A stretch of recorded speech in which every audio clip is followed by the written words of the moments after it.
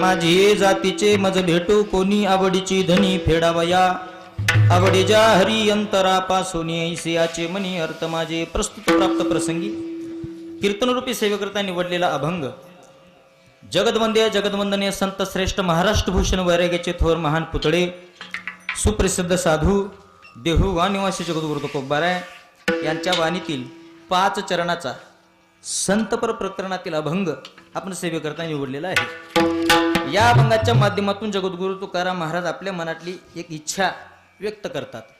कोणासमोर व्यक्त करतात या गोष्टीचा थोडासा विचार आपल्याला करायचा आहे. जगद्गुरु तुकाराम महाराज म्हणतात की बाबा मृत्यू लोकामध्ये जन्माला आल्यानंतर 83,99,999 युनी फिरल्यानंतर या मृत्यू लोकामध्ये आपल्याला हा मनुष्य देह प्राप्त झाला. आणि मृत्यू लोकामध्ये जन्माला आल्यानंतर जीवन जगत असताना असं किती जणांना वाटतं की बाबा मला भगवंताचा एकदा तरी साक्षात्कार व्हावा, जीवनामध्ये मला संत महात्म्याचं एकदा तरी दर्शन व्हावं, मृत्यू लोकामध्ये जीवन जगत असताना मला देवाची भेट व्हावी, मला संत महात्म्याची भेट व्हावी, असं किती जणांना वाटतं हो जीवन जगत असताना. तुम्ही पटपट बोलत चला बरं का. आपण सगळे एकाच ग्रहावरचे आहोत. तुम्ही एका ग्रहाचे, मी एका ग्रहावरचा नाही, त्याच्यामुळे बोलत चला.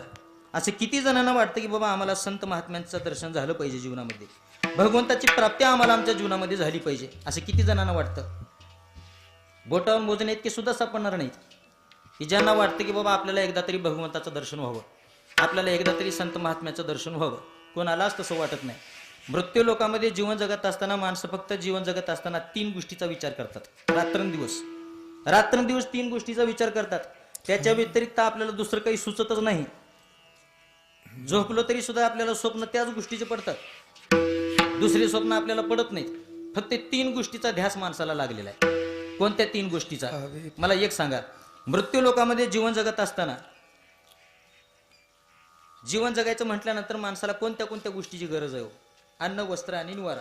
या 3 गोष्टीची माणसाला मृत्यू लोकामध्ये जीवन जगत असताना गरज आहे. याच्या व्यतिरिक्त माणसाच्या दुसऱ्या मनामध्ये दुसरा कुठला विचार येत नाही. रात्रंदिवस माणूस या 3 गोष्टी करता धावपळ करतोय. मी माझ्या तोंडचं बोलत नाही, संत महात्म्याने सुद्धा ती सांगून गेलेलं आहे. ल्यावे खावे बरे असावे सदैव हेची करी हाव संसारी. मृत्यू लोकामध्ये जीवन जगत असताना माणूस फक्त या 3 गोष्टीचा विचार करतो. याच्या व्यतिरिक्त माणसाला कधीच वाटत नाही की बाबा आपल्याला एकदा तरी भगवंताचं दर्शन व्हावं, मृत्यू लोकामध्ये जीवन जगत असताना आपल्याला एकदा तरी संत महात्म्यांचं दर्शन व्हावं. या गोष्टीचा अजिबात विचार माणसाच्या मनात येत नाही, अजिबात येत नाही. देव धर्म सांदी पडिले सकळ विषयी गोंधळ गाजत असे. देव सांदाडात पडलेले आहेत काही लोकांच्या घरात, अजिबात त्याच्याकडे आपण डोकावून बघत नाही. व्यावहारिक उदाहरण घ्यायचं म्हटलं तर आपण या गोष्टीचा विचार करू शकतो. देवघरामध्ये प्रत्येकाच्या घरामध्ये देवघर असतं. प्रत्येक माणूस उठून रोज सकाळी देवघराची पूजा करतो, मगच घर सोडतो, असं अजिबात नाही. आता इथं बसलेले किती जण आहेत असे रोज सकाळी आंघोळ केल्यानंतर घरातल्या देवघराची पूजा करूनच घर सोडतात. अशी किती माणसं आपल्याला इथं पाहायला मिळतील. ज्यांचा हा नित्यनेम आहे त्यांनी हात वर करा माझ्या सहित. किती जण आहेत अशी इथं? मी पुरुष मंडळी म्हणतो बरं का. हा प्रश्न महिलांना नाही, अजिबात पुरुष मंडळींना माझा प्रश्न आहे. किती पुरुष इथं असे बसलेले रोज सकाळी उठून आपल्या घरातल्या देवघराची पूजा करूनच घर सोडतात? हा, तुम्ही आम्ही एका गटात आलो. बोटावर मोजणे ती सुद्धा सापडणार नाहीत हो. मग संत महात्म्याने का उगाच म्हटलं नाही, देव धर्म सांदी पडिले सकळ विषयी गोंधळ गाजत असे. पर या मृत्यू लोकांमध्ये आपण जन्माला कशा करता आलो? मृत्यू लोकांमध्ये जीवन जगत असताना आपली वाटचाल कुंकड आहे. या सगळ्या गोष्टीचा माणसाने जीवन जगत असताना एकदा तरी विचार केला पाहिजे. रोज आपण गावामध्ये धार्मिक कार्यक्रम करतो. ह्याचं वर्ष श्राद्ध, त्याचं वर्ष श्राद्ध, ह्याची पुण्यतिथी, त्याची पुण्यतिथी, पुन्हा वार्षिक सप्ते वेगळीच असतात गावामध्ये. वर्षातून किती महाराज गावात येतात की, किती कीर्तनकार कीर्तन करून जातात की, किती महाराज या कीर्तनाच्या माध्यमातून, शास्त्राच्या माध्यमातून, पुराणाच्या माध्यमातून उपदेश करून जातात. कित्येक महाराज येतात गावात. उगा 375 दिवसाचा जर विचार केला वार्षिक, वरचे 65 दिवस जर सोडले तर कमीत कमी 300 दिवस गावामध्ये एक कुठला ना कुठला कार्यक्रम असतोच ना. आता तर परमार्थाला ऊत आलाय परमार्थाला. कीर्तनकार बी कमी राहील नाहीत, आणि कार्यक्रम करणारे सुद्धा कमी राहिले नाहीत भाऊ. इतके कीर्तनकार झाले सध्या. ठेस लागल तिथं महाराज आहे. बरोबर आहे. ठेस लागल तिथं महाराज आहे. तू नाहीस चल दुसरा. बरं तू बी नाहीस तिसरा. ठेस लागल तिथं. बरं ठेस बी धोंड्याची लागणं बरं वाटतं चालताना वाटणं. महाराजाला ठेस लागले. इतके महाराज झाले. मग वर्षामध्ये आपण वार्षिक कार्यक्रम करत असतो. 10-5 वर्ष जर एखादा महाराज कंटिन्यू गावात आला तर बैठकीमध्ये बसल्यानंतर लोक चर्चा करतात, बाबा किती दिवस ऐकावं त्याचं महाराजाचं. एखादा बोलवा दुसरा महाराज. पत्रिकेवरचे महाराज बदलतात. पण आपल्यात किती बदल झाला. पत्रिकेवरचे महाराज आपण बदलतोय, बाबा मंडप तोच राहिला तरी चालेल, माईक सिस्टीम तीच राहिली तरी चालेल, पण पत्रिकेवरचे महाराज बदला एक वेळेस. आपण महाराज बदलतो, पण आपल्यात किती बदल झाला याच्याकडे आपण कधी लक्ष दिलंय का? अजिबात नाही. रोज कीर्तनाच्या माध्यमातून आपण प्रमाण ऐकत असतो. देवी दिला देह भजना गोमटा, तो या झाला फटा बादिकेचा, दिले इंद्रिय हात पाय कान, डोळे मुख बोला या वचन, जेने तू जोडसी नारायण, नासे जीव पण भवरोग. आपल्याला कशा करता हा नरदेह दिलेला आहे? तर भगवंताचं नामचिंतन करण्याकरता, जीवनामध्ये परमार्थिक वाटचाल करण्याकरता आपल्याला हा मनुष्य देह प्राप्त झालेला आहे. परंतु या सगळ्या गोष्टीकडे माणूस दुर्लक्ष करतो. बालपण गेले नेनता, तारुण्यपणी विषय व्यथा, म्हातारपणी प्रवर्तली चिंता, मरे मागुता जन्मधरी. बालपण गेले नेनता, तारुण्यपणी विषय व्यथा. बालपण आलं, बालपण एक दिवस निघून गेलं, नंतर तारुण्य पण आलं, एक दिवस तारुण्य सुद्धा निघून गेलं. म्हातारपण आलं, एक दिवस म्हातारपण आलं, आणि एक दिवस म्हातारपण सुद्धा निघून गेलं. मग सरपण आलं, सरपण आलं. मग काय करतात पुन्हा? काही नाही, सरणावर झोपितात आणि पिटून देतात. दुसरं काय? आणि एक लक्षात घ्या, मृत्यू लोकामध्ये जीवन जगत असताना हे आयुष्य सरपणात घालण्याकरता नाही, समर्पित करण्याकरता आपल्याला हा देह हा मनुष्य देह प्राप्त झालेला आहे. म्हणून जीवन जगत असताना सरपणात हे आयुष्य घालण्यापेक्षा हा पंचतत्वाचा नरदेह जो आपल्याला भगवंताने दिलेला आहे, हा पंचतत्वाचा नरदेह तुम्ही भगवंताच्या चरणावर समर्पित करा. जोपर्यंत शरीरामध्ये प्राण आहे, जोपर्यंत आपला श्वास चालू आहे, जोपर्यंत आपण चालतोय, बोलतोय, फिरतोय, तोपर्यंत. जगद्गुरु तुकाराम महाराज एका ठिकाणी बोलून जातात बघा, देह समर्पी जे देवा,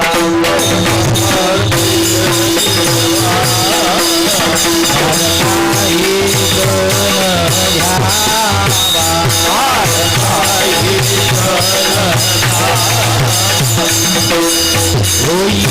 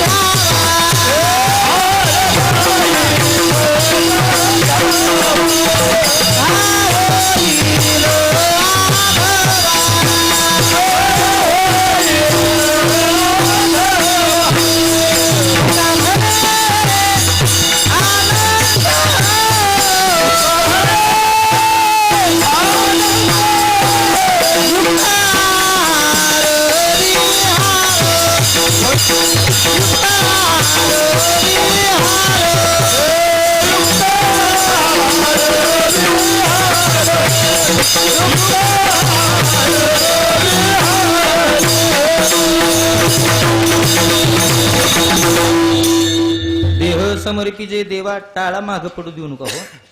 भार काहीच न घ्यावा, होईल आगवा तुका म्हणे आनंद. जगद्गुरु तुकाराम महाराज म्हणतात की बाबा हो, मृत्यू लोकामध्ये आपण जन्माला आलो हे आयुष्य सर्पणात घालण्याकरता नाही, तर समर्पित करण्याकरता हे आयुष्य आपल्याला भेटलेलं आहे. म्हणून जगद्गुरु तुकाराम महाराज म्हणतात, एक दिवस तरी या गोष्टीचा आपण विचार केला पाहिजे आपण या गोष्टीचा विचार. पण काही लोक मृत्यू लोकामध्ये जीवन जगत असताना आम्हाला देव भेटावा, आम्हाला संत महात्म्याचं दर्शन व्हावं म्हणून मंदिराकडे जात नाहीत बरं का, म्हणून कीर्तनाला येत नाहीत लोक. मग काही लोक मंदिरात जातात, मंदिरात गेल्यानंतर हनुमंतरायाच्या पुढे उभा राहतात आणि हनुमंतरायांना म्हणतात, देवा अरे गेली 10-12 वर्षापासून धंदा करतोय, किराणा दुकान आहे घरी, कस्टमर काही येत नाही दुकानला, माशा मारत बसतो मी दुकानात, काहीच काम नाही. काहीतरी उदरनिर्वाह आपल्याला व्हावा, त्याच्या माध्यमातून काहीतरी 4 पैसे मिळावे म्हणून हे दुकान टाकलं होतं. पण आता 10-12 वर्ष झाले पण दुकान काही चलत नाही. देवा काहीतरी चमत्कार कर आणि एकदा माझी गाडी रुळावर लावून दे. लोक म्हणतात तिथं जाऊन, आता दुकान कोणाचं आहे? तुम्ही बोला किंवा काय तर जाऊ घराला सांगा.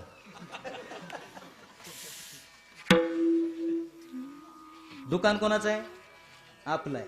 आणि त्याला चालवायचं कोण? देवाना. का गुत्त घेतले का देवाना सगळंच करायचं?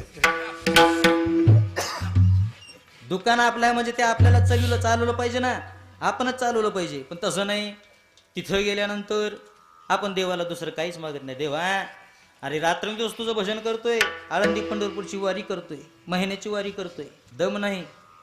रात्रंदिवस तुझं नाम चिंतन आहे. कशा करता?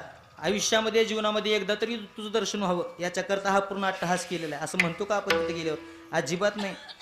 किती दिवस भजन करायचं हो, भजन करून बी काही गुन्हे ना, मग कशाला करायचं भजन, कशाला गळ्यात माळी घालायच्या, अशाही काही विचाराचे लोक असतात. आणि तिथे गेल्यानंतर दुसरं काहीच मागत नाहीत, नुसतं संसाराला मागतात लोक. नुसतं संसाराला, माझ्या ठकीचं लग्न होऊ दे, पोराला चांगली ड्युटी लागू दे, पोराला चांगला पगार मिळू दे. आता ती बी देवानाच करायचं का? लेकरं आपले, तिथं जाऊन देवाला मागायचा अर्थ नाही या गोष्टीला. वाढावे संतान गृही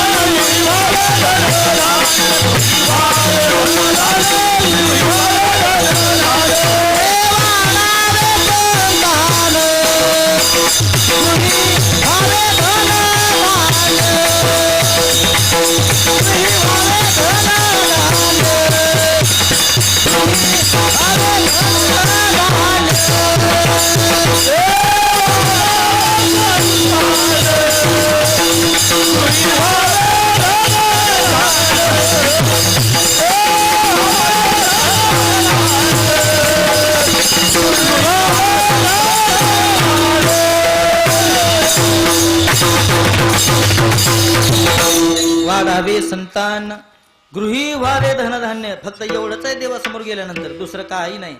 संत महात्म्यांचं मला एकदा तरी दर्शन व्हावं देवा. रात्रंदिवस तुझी भक्ती करतोय, जोपर्यंत शरीरामध्ये प्राण आहे, जोपर्यंत माझा श्वास चालू आहे, देवा एकदा तरी तुझं दर्शन व्हावं.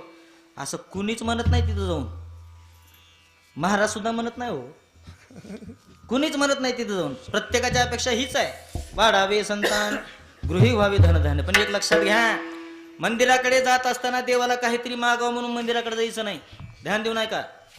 मंदिराकडे जात असताना देवानं आपल्याला काहीतरी द्यावं किंवा देवाला काहीतरी मागण्याकरता मंदिरात जायचं नाही. मग मंदिरामध्ये याच्याकरता जायचं की दुर्लभ असणारा हा पंचतत्वाचा नरदेह भगवंताने मला दिलेला आहे. एवढंच नाही, दिले इंद्रिय, हात पाय कान, 2 हात दिलेले आहेत, 2 कान दिलेले आहेत, 2 डोळे दिलेले आहेत, 2 पाय दिलेले आहेत. डोळे मुख बोला या वचन, जेने तू जोडसी नारायण, नासे जीवपन भवरूग. हे सगळं दिले देवानं आपल्याला.